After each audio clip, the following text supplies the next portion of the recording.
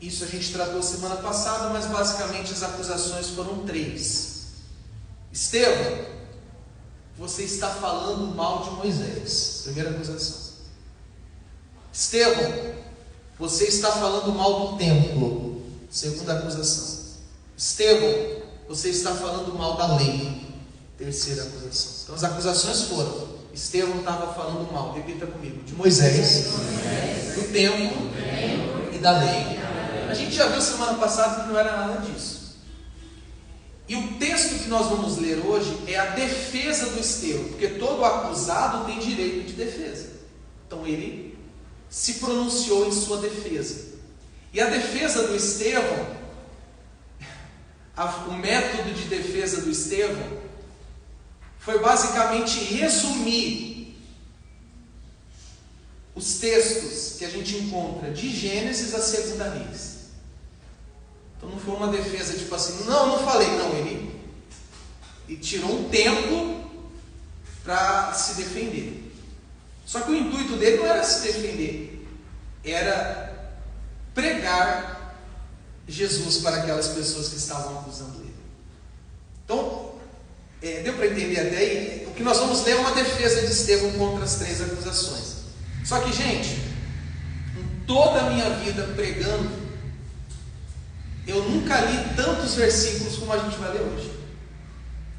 Se você não gostava disso, se você não lê, eu acho que você vai ler hoje o que você não lê há muito tempo. Porque sabe quantos versículos a gente vai ler? A gente vai ler 53 versículos. E por ser uma leitura longa, a gente não vai fazer como a gente faz geralmente no domingo, ler tudo, voltar e explicar versículo por versículo, até porque não há necessidade. O discurso do Estevão, eu separei, ou eu dividi o discurso do Estevão, a defesa do Estevão, o sermão do Estevão, em algumas partes que vão facilitar o nosso entendimento. Então a gente vai fazer assim, tá? A gente vai lendo e parando e explicando. Não vamos ler tudo e voltar, não. A gente já vai fazer uma coisa só. Combinado? Vocês estão aqui comigo? Sim. Porque não adianta estar aqui na hora da oração, do louvor, e não estar no momento principal, que é o momento da palavra. Todo o culto agora, todo o restante do culto, nós vamos nos dedicar a isso aqui. Eu só vou dar um recadinho no final. Então vamos cumprir o nosso propósito aqui, eu fazendo a minha parte de pregar e você fazendo a sua parte de prestar atenção.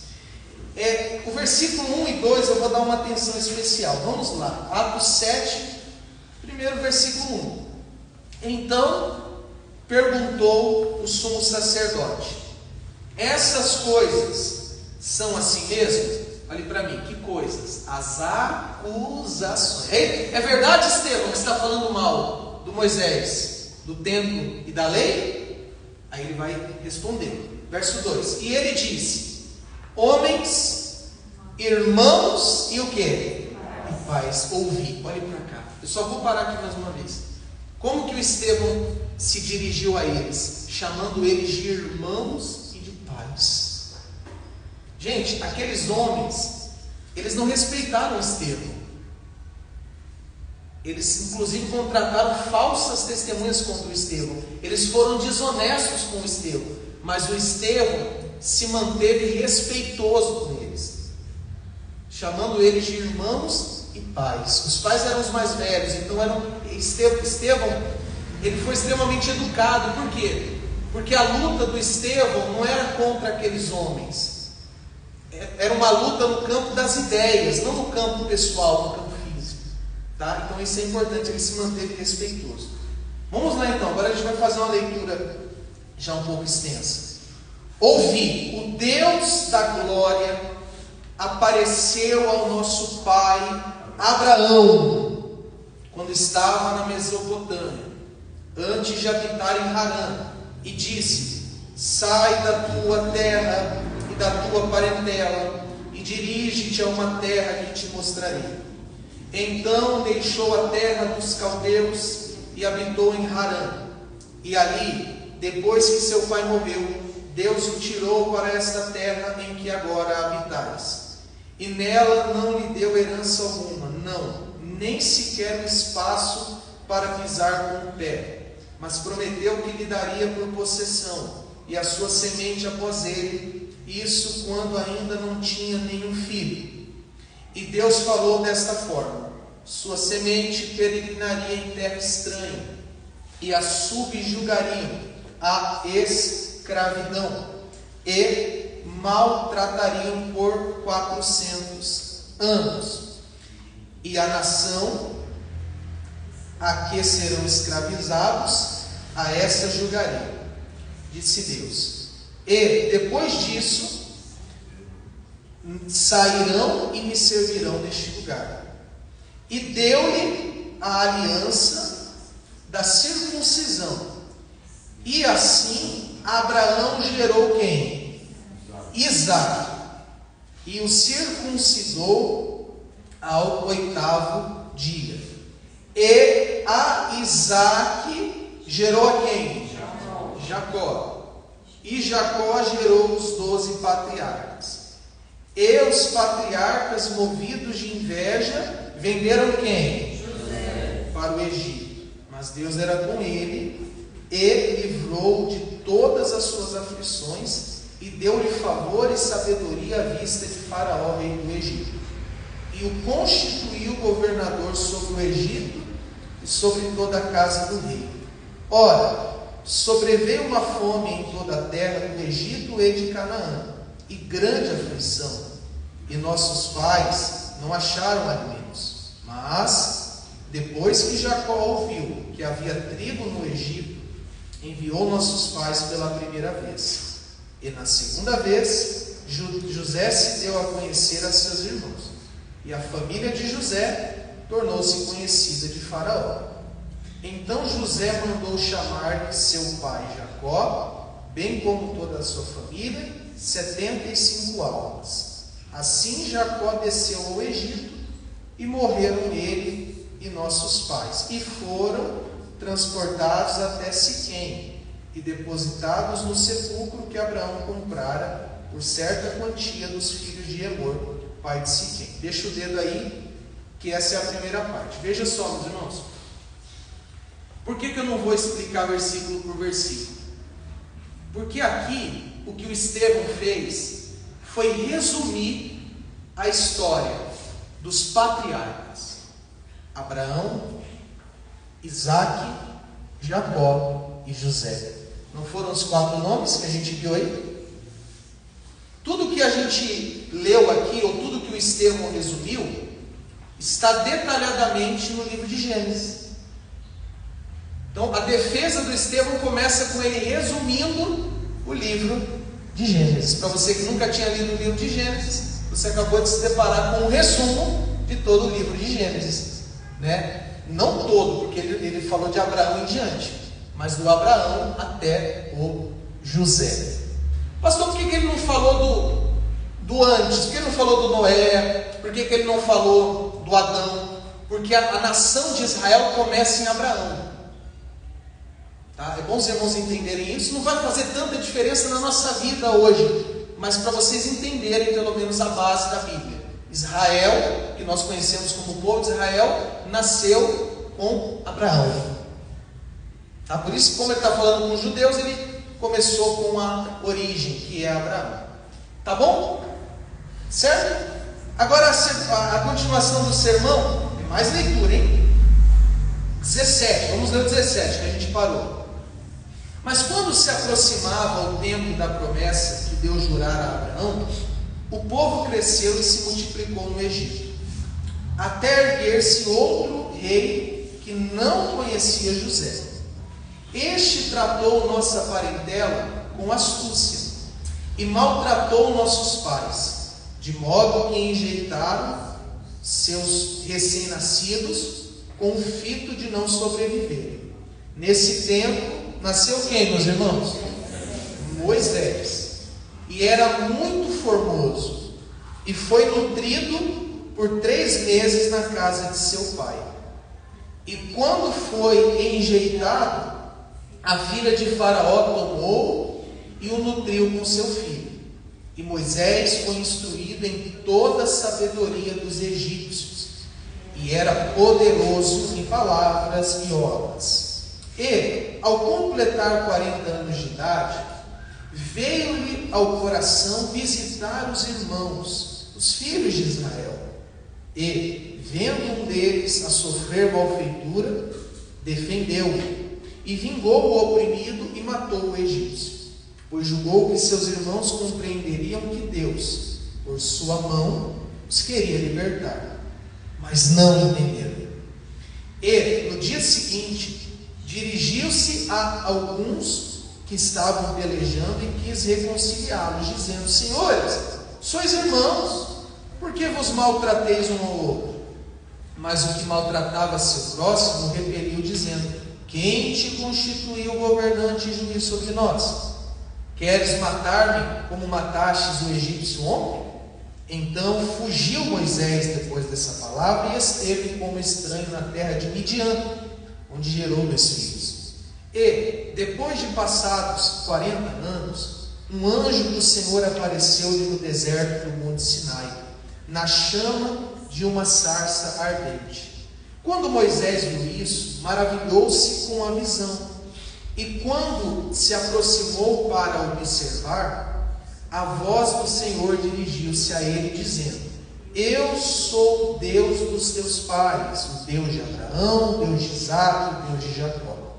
E Moisés tremia e não ousava fixar o olhar.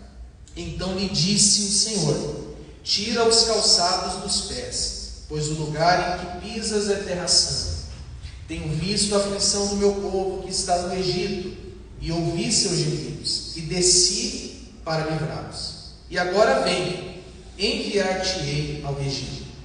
A este Moisés, preste bem atenção nessa palavrinha, a quem rejeitaram, dizendo: Quem te constituiu governante e juiz? A este Deus enviou para ser governante e libertador pela mão do anjo que lhe aparecera na sarça. Ele os conduziu para fora depois de demonstrar maravilhas e sinais na terra do Egito, no Mar Vermelho e no deserto por 40 anos. Uma atenção agora nesse verso 37. Depois a gente vai voltar nele, mas atenção agora. Ó. Esse é aquele Moisés que disse aos filhos de Israel: atenção, há um profeta como eu, o Senhor vosso Deus vos suscitará dentre os vossos irmãos. A ele ouvireis. Esse é o que esteve na igreja, no deserto, com o anjo que lhe falara no monte Sinai, e com nossos pais, o qual recebeu os oráculos de vida para nos outorgar, ao qual nossos pais não quiseram obedecer, e antes o afastaram deles, e no coração retornaram para o Egito, dizendo a Arão: Faze-nos deuses para irem adiante de nós, pois quanto a esse Moisés que nos tirou da terra do Egito, não sabemos o que lhe aconteceu. E fizeram um bezerro naqueles dias, e ofereceram sacrifício ao ídolo, e se regozijaram nas obras das próprias mãos. Mas Deus voltou-se contra eles e os entregou à adoração das hostes celestes, como está escrito no livro dos profetas: Ó casa de Israel, no deserto me oferecestes animais mortos, no deserto me oferecestes animais mortos e sacrifícios no espaço de 40 anos. Sim, tomaste o tabernáculo de Moloque e a estrela de vosso Deus Renfã, figuras que fizestes para as adorar, e vos transportarei para além da Babilônia. Último versículo que a gente vai ler. Nossos pais tinham um tabernáculo de testemunho no deserto, conforme ele, em conversa com Moisés, ordenara que o fizeste seguindo o modelo que tinha visto. Deixa o dedo aí, olhe para mim. Agora que o Estevão já tinha resumido o Gênesis, de Abraão a José, ele resume mais 2 livros da Bíblia, o Êxodo e o Deuteronômio, porque tudo que a gente acabou de ler é o resumo da história, você está prestando atenção, de Moisés. Gente, isso daqui é tudo Estevão se defendendo, tá?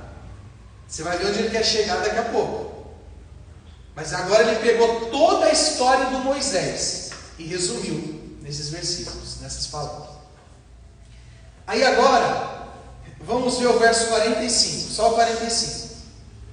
A esse mesmo tabernáculo, nossos pais que vieram mais tarde, introduziram-no com quem? Josué, na possessão que era dos gentios, aos quais Deus expulsou da face dos nossos pais até os dias de Davi.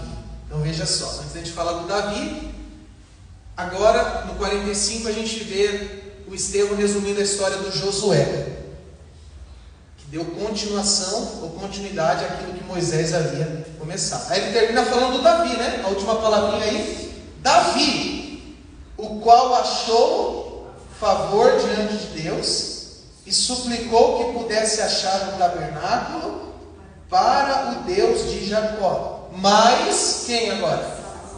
Salomão lhe edificou uma casa, embora o Altíssimo não habite em templos feitos por mãos humanas, como diz o profeta. O céu é meu trono, e a terra é meu escabelo. Que casa me edificareis, diz o Senhor? Ou qual é o lugar do meu descanso? Minha mão fez todas essas coisas. Bom, para aí. Aqui ele resumiu a história do Davi e do Salomão. Aqui terminou, tá? O resumo do que ele queria trazer. Agora ele vai aplicar. Mas antes da gente ver ele aplicando, por que ele trouxe tudo isso, vocês entenderam o que a gente leu? Imagina se a gente fosse ver versículo por versículo. Mas deu para entender? Ele resumiu a história do Abraão, do Isaac, do Jacó e do José. Depois, do Moisés e do Josué. E depois, do Davi. Por isso que eu disse, o que a gente acabou de ler é um breve resumo do que está escrito de Gênesis a 2 Reis. Tudo isso em, foi 50 versículos que a gente leu. Antes de eu ver a aplicação, quem me ia falar isso à toa, né? Ele tinha um motivo para falar tudo isso mesmo, foi bastante coisa. Antes da gente ver o motivo, eu quero citar aqui três nomes que o Estevão citou aqui. Repita comigo: Abraão, Moisés e Davi. Gente, você que está em casa também, esses três homens, Abraão, Moisés e eles são idolatrados pelos judeus.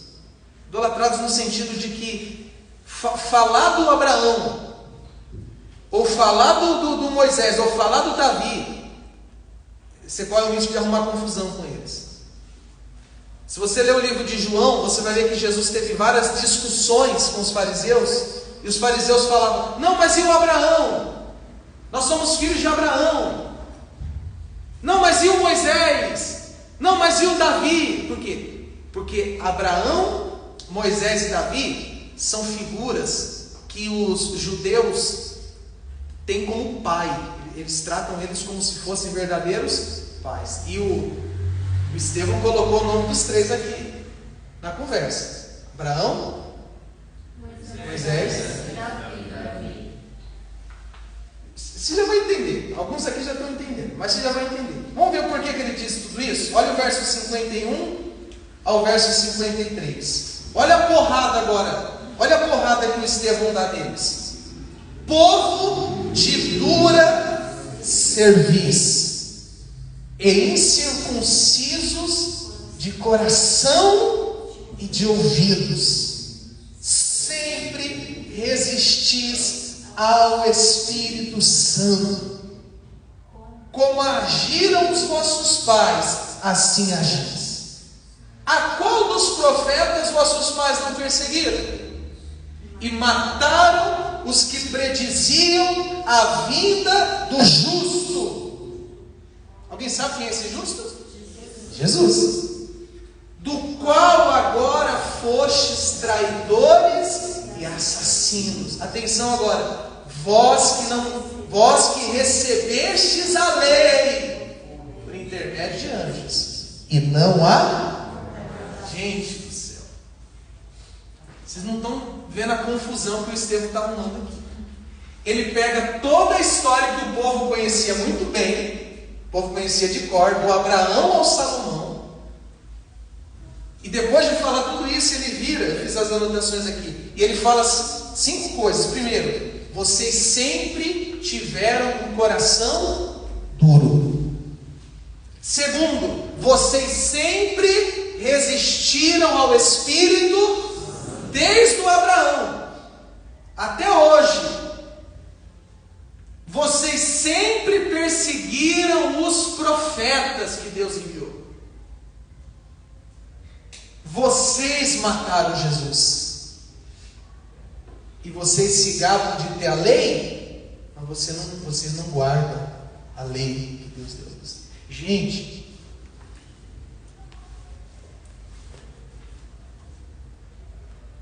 vocês ouvindo isso, está tudo certo. Agora imagina o Estevão falando isso, só tinha judeu aí. Imagina o ódio, imagina o furor. Por quê? Porque apesar da palavra do Estevão ser uma palavra dura, era uma palavra verdadeira. E a verdade, quando é pregada, ela causa 2 coisas: ou arrependimento ou ódio. E no caso deles, como a gente vai ver só no ano que vem, causou ódio. Porque era a verdade, e a verdade dói. A verdade machuca. Meus irmãos, não fecha a Bíblia que eu vou voltar em alguns versículos, tá? Qual que foi o propósito? Agora é a parte mais importante, tá, da mensagem. Qual foi o propósito desse sermão do Estevão? Por que ele trouxe tudo isso como defesa? A primeira verdade que o Estevão trouxe nesse sermão é que os judeus sempre foram incrédulos e sempre rejeitaram aqueles que Deus havia enviado. O que o Estevão estava querendo dizer é o seguinte: o que vocês estão fazendo comigo, vocês fizeram com Jesus. E não só com Jesus, vocês fizeram com todos os outros que Deus enviou para ajudar vocês. Todos. Inclusive Moisés. Porque eles resistiram a Moisés. Eles não ouviram Moisés. Eles não obedeceram a Moisés. Eles se levantaram contra Moisés e contra todos os que vieram depois. Eu vou citar aqui, eu não vou ler, que a gente já leu bastante coisa, mas Jesus conta uma parábola em Mateus 21, do 33 ao 46, uma parábola dos lavradores maus. Diz que um homem tinha uma vinha e ele foi fazer uma viagem e deixou a vinha nos cuidados lá dos homens. E aí, quando o Senhor enviou pessoas para observar, para cuidar da vinha, para ver como é que estava, aqueles homens mataram essas pessoas que o dono da vinha enviou. Aí o dono da vinha enviou outras pessoas, matou de novo. Aí o dono da vinha falou assim: já sei, eu vou enviar meu filho, porque com o meu filho eles não vão mexer. Aí o dono da vinha enviou o filho. O que fizeram com o filho? Mataram. Essa parábola é exatamente o que Estevão está dizendo. Deus enviou os profetas, Israel matou. Deus enviou o próprio filho, Israel matou. Então Estevão está com o propósito de trazer arrependimento, né? Que o povo se arrependa. Ele está trazendo essa grande verdade. Só que a maior verdade não é essa. E aqui, espero que os irmãos tenham prestado atenção no início de tudo, antes da gente ler. As 3 acusações contra o Estevão foram: Estevão está falando mal do Moisés, mal do templo e da lei. Não foram as acusações? Você sabia que o Estevão se defendeu de cada uma dessas? Por quê? Porque com tudo que a gente leu, o Estevão estava dizendo o seguinte: nunca foi sobre Moisés, nunca foi sobre o templo, nunca foi sobre a lei. Vocês podem repetir comigo? Sempre foi sobre Jesus. Oh, como eu quero que os irmãos entendam isso. Assim como Estevão gostaria que aqueles também entendessem. foi sobre Moisés. Por quê, gente? Porque o próprio Moisés não falou de si mesmo. O próprio Moisés falou de Cristo.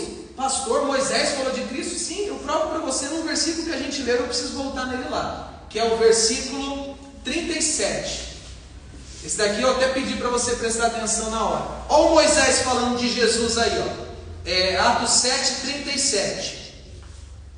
Vou beber aqui a água enquanto você localiza aí. Atos 7:37. Olha o Moisés falando de Jesus aí, ó.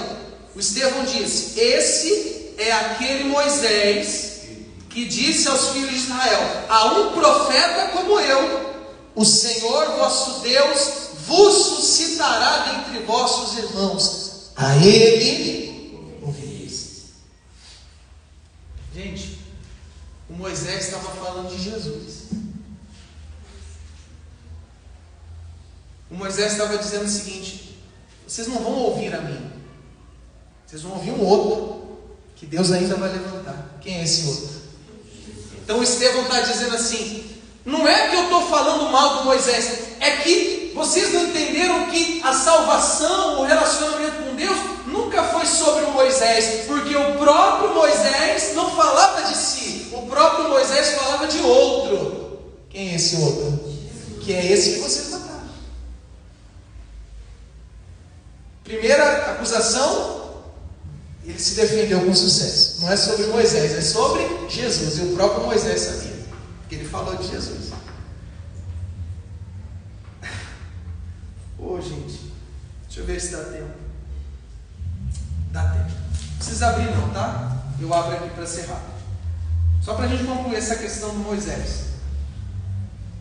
Você anota aí, se quiser, para você conferir depois, que é o João 5:45. Aqui os fariseus estavam discutindo com Jesus sobre Moisés. Os fariseus estavam assim: nós temos Moisés por pai, nós temos o Moisés, é o Moisés, é o Moisés. Lembra que eu falei que eles idolatravam Moisés? Aí Jesus responde assim para eles, ó, João 5:45: não penseis que vos hei de acusar diante do Pai.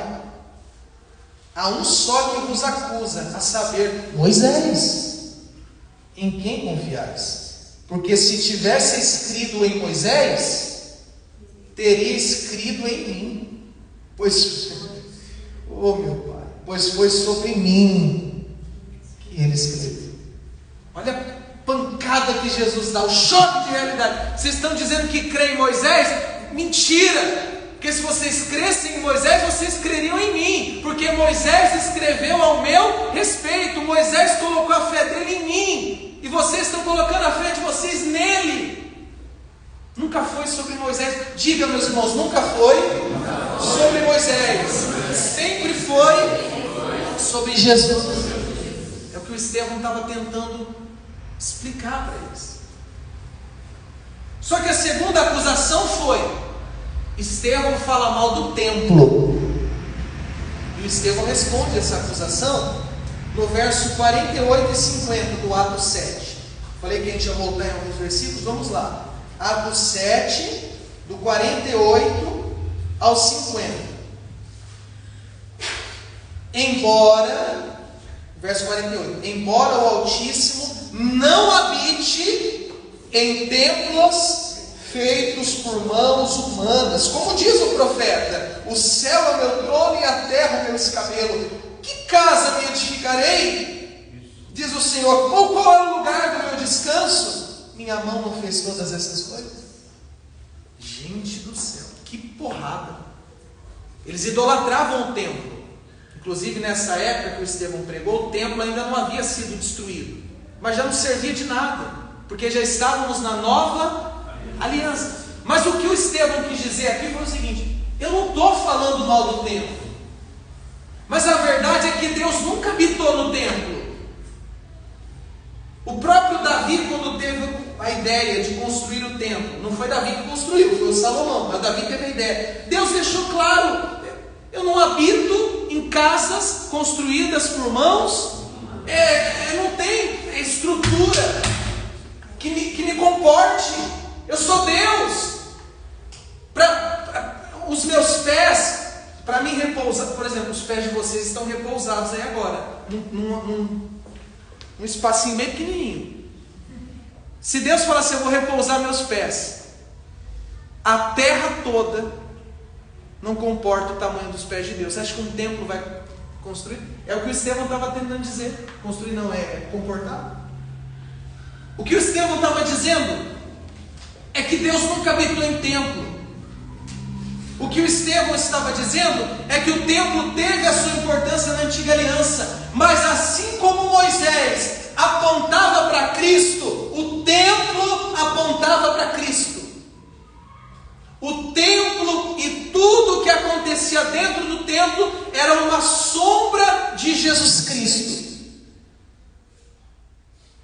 Aqui eu não vou ler, não teria como ler, mas se você ler Hebreus do 8 ao 10, capítulo 8, 9 e 10, 3 capítulos, você vai entender melhor o que eu estou dizendo. O templo sempre apontou para Jesus Cristo.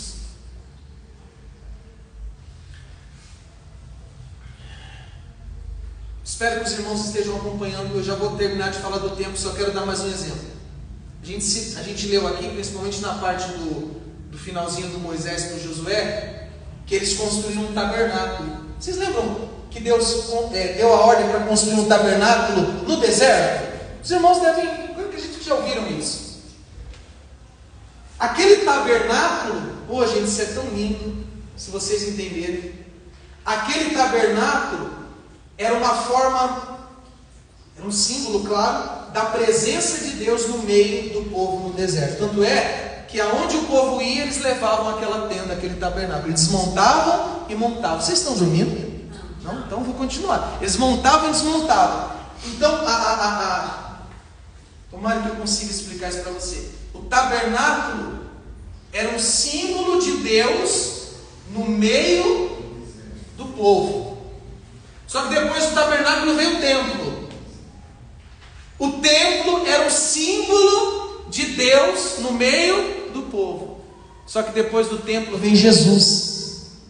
E Jesus é a imagem do Deus invisível. Quando João diz assim, no princípio era o verbo estava com Deus, e o verbo era Deus, e o verbo se fez carne e habitou entre nós. Esse se fez carne e habitou entre nós é tabernaculou. Quer dizer, um dia Deus se fez presente no meio do povo através do tabernáculo. Depois do tabernáculo, o templo, e depois do templo, Cristo.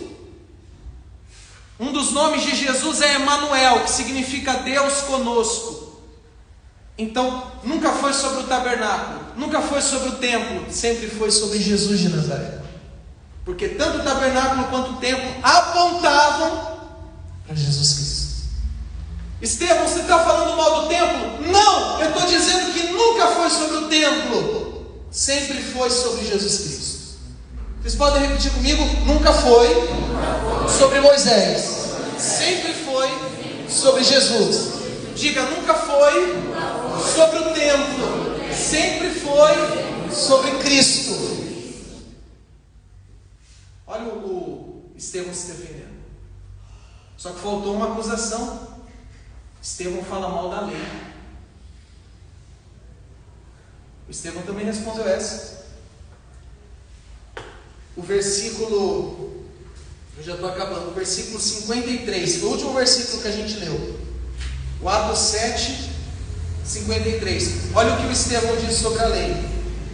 Vós que recebestes a lei por intermédio de anjos e não aguardastes. Hoje,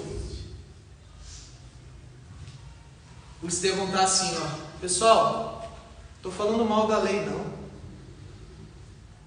mas é que a lei só serviu para uma coisa: mostrar que os homens são incapazes de guardá-la, porque não teve um único homem, inclusive entre vocês, que conseguiu guardar toda a lei.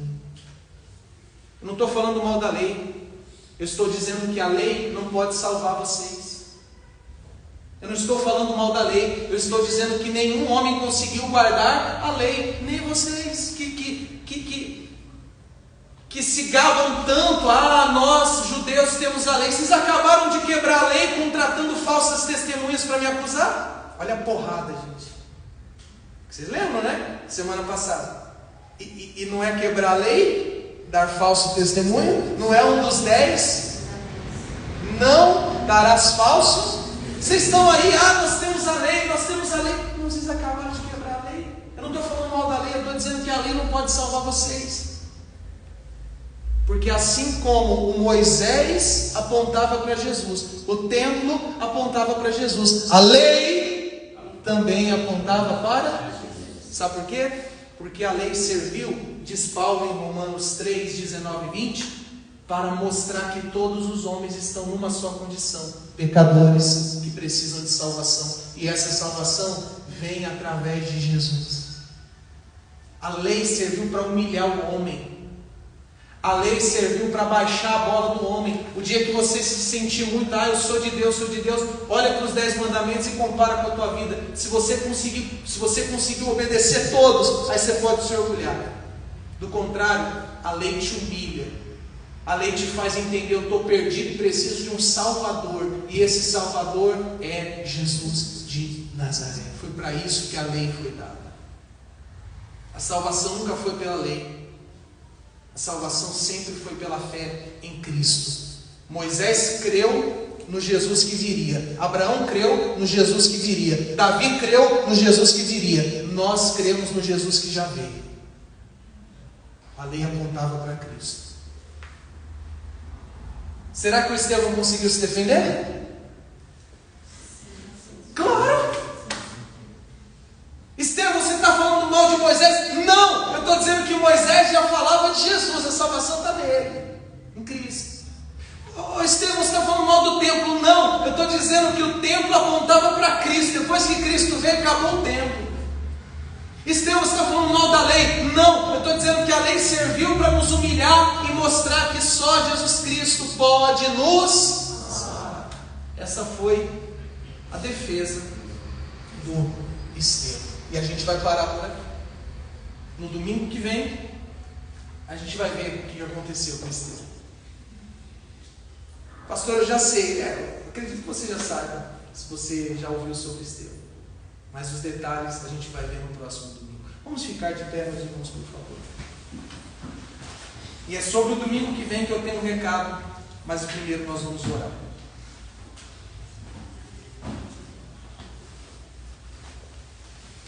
Pastor, eu estou acostumado a ouvir a palavra e sair com alguma orientação para mim praticar. O que para mim é orientado? É orientado que a sua fé tem que estar em Jesus. E que nunca foi sobre o Abraão, sobre o Moisés, sobre o Davi, sempre foi sobre Jesus. Sim. Tem gente que idolatra o Abraão, tem gente que idolatra o Davi, tem gente que idolatra o Moisés. Eu mesmo, por todo meu ministério de pastor, eu falei muito mais do Davi, do Moisés, do Abraão, do Gideão, acho que eu falei até mais do Jefité. Se duvidar, eu falei mais da Dalila do que de Jesus. Por quê? Porque na minha cabeça o Jesus era só um personagem da Bíblia. Na minha cabeça a história de Jesus começava em Mateus. Meus irmãos, Jesus não é mais um personagem da Bíblia, Jesus é o personagem da Bíblia. Resume, pastor, a história da Bíblia: Jesus Cristo e a sua obra redentora. Toda a Bíblia fala disso, toda a Bíblia aponta para isso.